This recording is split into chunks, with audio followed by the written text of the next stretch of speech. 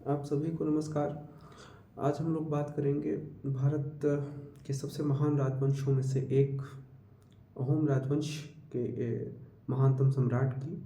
वो भारत के महानतम सम्राटों में से एक थे, सिर्फ अपनी विजयों के चलते नहीं बल्कि एक अनचार्टेड टेरिटरी में सनातन धर्म की रक्षा और उसकी अभिवृद्धि के और साथ ही प्रशासन को नए आयाम देने के लिए मैं बात कर रहा हूँ अहोम राजवंश की, जो 1228 से लेकर 1826 यानी लगभग 598 वर्षों तक जिस राजवंश ने अपनी सत्ता चलाई और यह महाराज सुखपा द्वारा स्थापित किया गया था।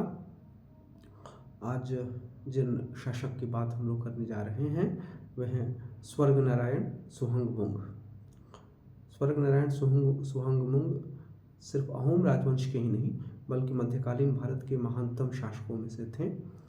वे अहोम राजवंश के सबसे प्रसिद्ध और शक्तिशाली सम्राट थे। उन्होंने 1497 ईस्वी से 1539 ईस्वी तक राज्य किया, यानी 42 वर्ष इनका शासन रहा। सदिया सर्पस्तंभ 1532 में सदिया सर्पस्तंभ का निर्माण उन्होंने कराया। चूटिया राज्य पर विजय के स्मृति में यह सदिया सर्पस्तंभ निर्मित कराया गया था। इन्हें दिहिंगिया राजा भी कहा जाता है क्योंकि उन्होंने दिहिंग नदी पर स्थित बकाटा को अपनी राजधानी बनाया। उन्होंने स्वर्गनारायण की उपाधि धारण की। उनके बाद के अहोम शासक स्वर्गदेव के नाम से जाने जाने लगे। चूटिया के राजा को हराकर उन्होंने पूरे राज्य पर अधिकार कर लिया।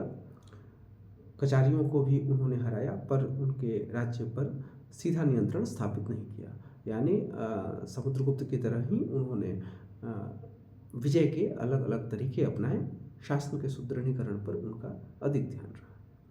उन्होंने बंगाल सल्तनत की सीमाओं को भी बढ़ने से रोका। पहला आक्रमण अहोम राज्य पर 1527 ईस्वी में हुआ, जिसे बराई नदी तक पीछे धकेल दिया गया। इसके बाद बिट मलिक और तुर्बक खान का आक्रमण सबसे मुश्किल रहा था अहोमों के लिए। तो बिट मलिक को तो हराया ही गया, तुर्बक खान के आक्रमणों को भी विफल किया गया। एक युद्ध में तुर्बक खान भी मारा गया और अहोम सेनाओं ने विदेशी आक्रमणकारियों को कारातोया नदी जो उत्तरी बंगाल में पड़ती है उस नदी की सीमा तक पीछे धकेल दिया। 1539 में महाराज सुहंगमुंग की मृत्यु हुई।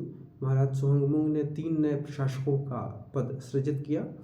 पहला बोरपात्रा गोहेन, यह महान गोहेनों में तीसरे क्रम का था।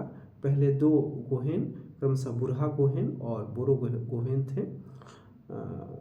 बोरपात्रो गोहेन का शासन ये डाफला पहाड़ियों से ब्रह्मपुत्र नदी और गिरेलुआ और पिछानुआ नदियों के बीच के क्षेत्र के प्रशासन का कार्यभार बोरपात्रो गोहेन संभालते थे।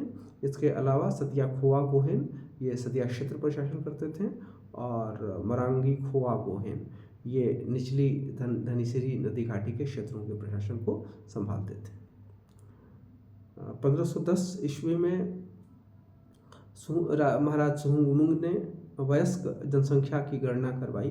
एक सैनिक अभियान पर इन्हें निकलना था, इस हेतु इन्होंने वयस्क जनसंख्या की जनगणना कराई, जो संभवतः प्रथम दर्ज जनगणना है।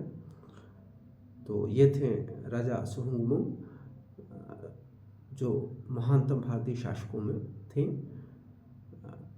इन पर फिर कभी विस्तार से चर्चा की जाएगी। अहोम राजवंश पर तो चर्चा होगी ही। 598 वर्षों तक जिस वंश ने शासन किया और जिस राजवंश ने लगातार मुगलों से मोर्चा लिया, उस पर चर्चा होनी तो चाहिए ही। तो ये भारत के महानतम शासकों की श्रृंखला में 26वें शासक थे। बहुत बहुत धन्यवाद।